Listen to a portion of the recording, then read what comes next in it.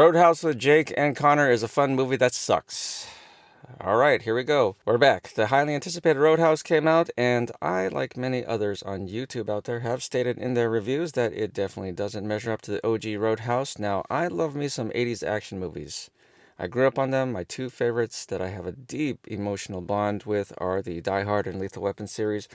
But unfortunately, I honestly never got around to watching the OG Roadhouse, but because of Point Break, I respect the hell out of Swayze. Now let's get into it. Now, I really wanted to love this movie. I did, sincerely. Because something about the retelling or the retooling of this concept just felt like it was going to work. But there's something fundamentally off about it. And all I can say is it comes down to the camera movement and editing style for me, personally. I know having a hyperactive camera and edit pacing and, splashy special effects is, the modern style of portraying action, which is the thing that makes films from the 80s and 90s appear outdated. But hold on, just allow me to get on my salty soapbox for a second. Casey Neistat brought up a good point about his preferences of having a locked down shot with the action happening in front of it versus having a constantly moving camera. I hate camera movement. Really? Sometimes it's necessary, totally necessary. But if you go watch my videos, 9 out of 10 shots are static. I hate camera movement. Why? Do you know why? Because as a human being, like if you watch any mom film or kids at the park or the dog running around, it's always mimicking how your head works.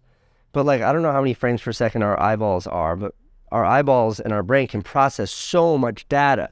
We have these wide angle eyes and we can process this data. So you would think intuitively you can do the same with the camera. You absolutely cannot. So there's so much fucking information in this shot. If the camera's moving, it's like, wow, let the action move, not the camera. Now, I mostly agree, but I do think having occasional camera movement mixed in with a lockdown steady shot is good for punctuation, for variety. Now what Doug Liman and the DP did were to make the action sequences all shot to appear like a oneer or one take with an ultra-wide field of view lens to emphasize that exact point that Neistat mentions about mimicking the human eye. But when you add in all the movement of the cameras and the hybrid one long take style mixed with hiding some kind of edit point and then inserting some kind of special effects, it's just too much for the human brain. I understand there was some controversy having the movie released straight onto Prime, but I can't honestly imagine seeing this in the theater. It was disorienting for my mind even watching it on my small phone. Just imagine being in a theater with a huge screen. I just feel like my brain and my eyes and my head would just be constantly moving, scanning, just trying to figure out where are these people in space while all this action is happening.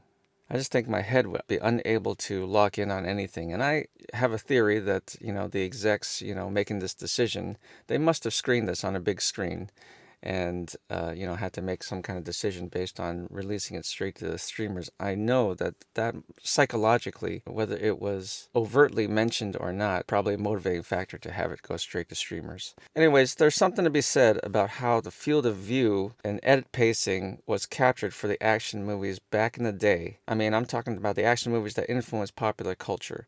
There's something about being able to see and process the orientation of where the main characters are in space as they are in the middle of an action sequence.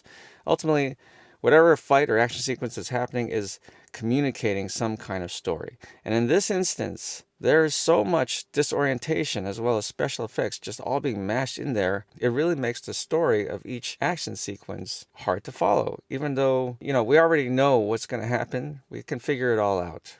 We're not stupid, but it just adds this layer of difficulty to get into. And to me, that layer of difficulty, especially with adding in special effects, cancels out this whole point of the Roadhouse appeal. The Roadhouse appeal from back in the day is this raw, duke-it-out, brawling kind of vibe, and that's what they're trying to tap into with Conor McGregor, bringing him into the production and training up Jake to develop his MMA skills. From a story and character standpoint, just not much to say. It's all predictable stuff. And I will say I dug Connor. It was fun watching him. His acting was passable, but he's really just this animalistic, antagonistic force, very two-dimensional, not much character other than that. It's fun to watch the final fight, no doubt about that, which is basically the only reason to stick around. Like, seriously, who gives a shit about the romance? And that final fight kind of didn't really disappoint from the standpoint of choreography, but they're diluting the power of that choreography with all this fancy movement and special effects. And hyper editing and hyper camera. It's just very disappointing. Anywho, that's all I got. Just keeping it short and sweet. Thanks for everyone for following me and watching my previous videos. Check out this video if you're interested in learning about how to make pro quality videos. I appreciate you guys, and I'll see you in the next video. Bye.